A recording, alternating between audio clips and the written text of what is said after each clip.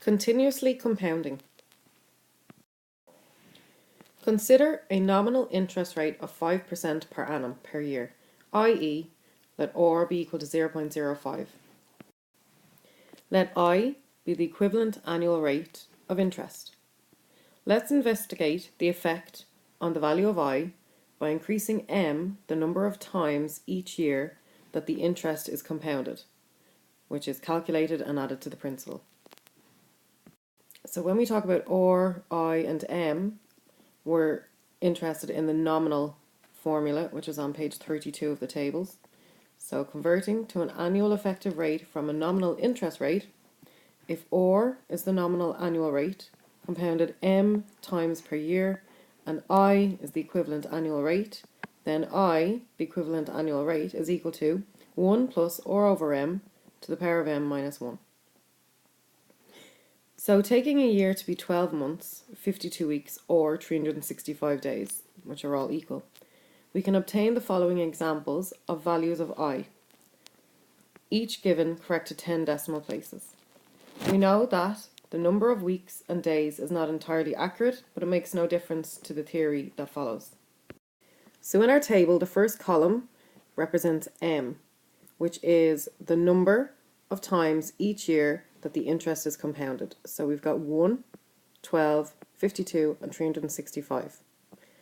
The next column is the frequency.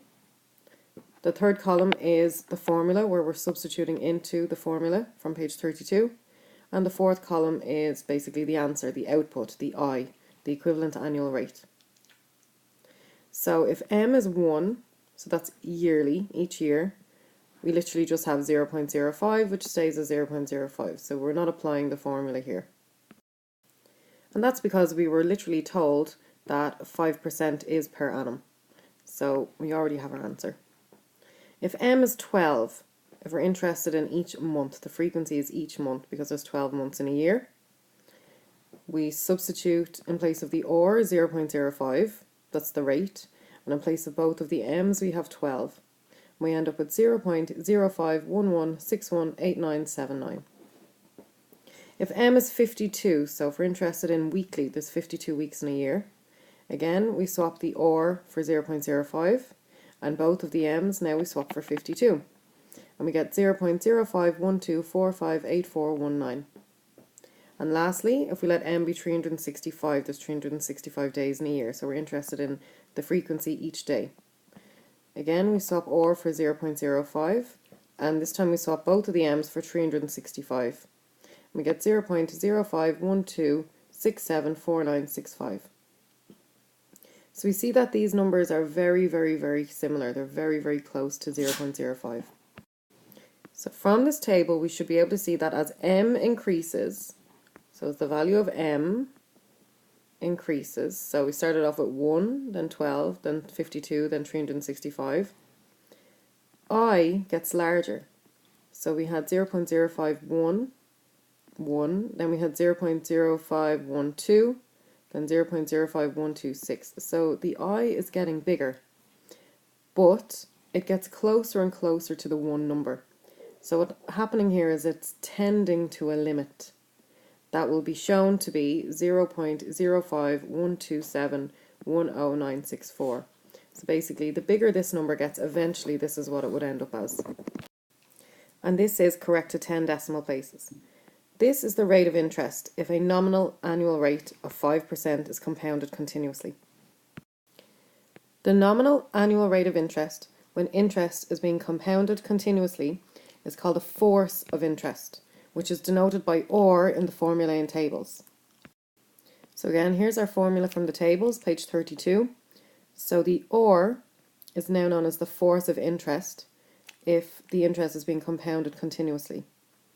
Thus, I, which is the interest, is equal to the limit as m approaches infinity of 1 plus r over m to the power of m minus 1. Or we can bring the minus 1 over the equal sign, giving us 1 plus I equal to the limit as m approaches infinity of 1 plus r over m to the power of m. So we can get these formulas from this formula here. We can find a more convenient link between the force of interest or and the corresponding equivalent annual rate of interest I as follows. First of all, we consider the expression 1 plus 1 over m to the power of m, as m gets very large. So we're interested in what happens when the m, which is the denominator, and the power, when it gets bigger and bigger and bigger. Some sample values are shown below. So if we have our formula to be 1 plus 1 over m to the power of m, and we swap in place of the m's 100, we end up with 2.70481. If we substitute 1,000, we end up with 2.71692. If we substitute 10,000, we end up with 2.71814. If we substitute 100,000, we end up with 2.71826. And if we substitute 1,000,000, we end up with 2.71828. You should recognize that these values of 1 plus 1 over m to the power of m are getting closer and closer together. So as m increases, what's happening is the number is getting in closer and closer and closer to the famous number e that we've met on a number of previous occasions. Thus, we can say that the limit as m approaches infinity of 1 plus 1 over m to the power of m is equal to e. So the bigger this number gets, we will eventually end up at e, although a formal proof of this is beyond the scope of our course. Now, to find the limit as m approaches infinity of 1 plus r over m to the power of m, we're going to let x be equal to m over r. Then 1 over x will be equal to r over m. And m is going to be equal to xr. And also, as m approaches infinity, x approaches infinity. So we start off with the limit as m approaches infinity of 1 plus r over m to the power of m.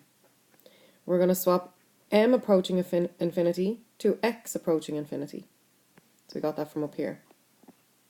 We still have 1 plus, and r over m now becomes 1 over x. And then to the power of m, we substitute for xr. In the next step, all we're doing is breaking up the power xr as this to the power of x raised to the power of r. So it's one of our laws of indices in reverse. So we know that when we're raising a power to a higher power, we multiply the powers. So it's just working backwards from that. And in the next step, we're just taking this bracket and extending it out to the very left-hand side. So it's all of this to the power of r. And we know that the limit as x approaches infinity of 1 plus 1 over x to the power of x is actually equal to e. So this ends up being e to the power of r. And we know from 2 slides previous that the limit as m approaches infinity of 1 plus r over m to the power of m is actually equal to 1 plus I. That was from 2 slides before. So therefore 1 plus I must be equal to e to the power of r. And solving for I must be equal to e to the power of r minus 1. So rearranging, 1 plus I is equal to e to the power of r. We end up with log base e, 1 plus I is equal to r. And we can get this from our scorpion tail method. So e to the power of r is equal to 1 plus I. So e to the power of r is equal to 1 plus I. So this rewritten can be seen as log base e, 1 plus I is equal to r. Compounding continuously and the force of interest. When interest is being compounded continuously, the nominal annual rate of interest r is called the force of interest. If I is the equivalent annual interest rate, then I is equal to e to the power of r minus 1, or r is equal to log base e, 1 plus I. And this can actually be seen on page 32 of our formula book, but we actually worked out where this came from in the previous slide.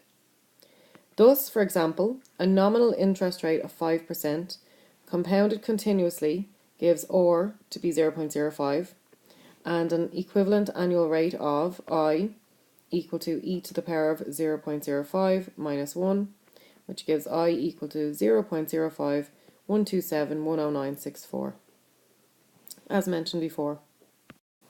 Also, the compound interest formula f equals p times 1 plus I to the power t can now be written as f equals p times e to the power of r raised to the power of t. So basically all we're doing is swapping the 1 plus I for e to the power of r. And that can be simplified as f equals p times e to the power of r times t, where r is the nominal annual rate when interest is compounded continuously. In theory, the force of interest is a very important quantity in the calculation of compound interest, as it is the true rate of growth, or instantaneous rate of growth, per unit of principal. Annual and other rates of interest are then obtained from the force of interest and are quoted for convenience. So here we have page 32 of the formula book, where we see continuous compounding. And we have our three formulas that we just mentioned, where f is the final value, p is the principal, r is the nominal annual rate, and I is the actual annual rate. Example. The interest rate for a large financial loan is quoted as 3.5% per annum per year, compounded continuously. Find the equivalent annual rate of compound interest as a percentage, correct to 5 decimal places. So again, we're going to use our formula from page 32 of our formula book. So we are given that r is equal to 0.035, so we got that from the question, 3.5%.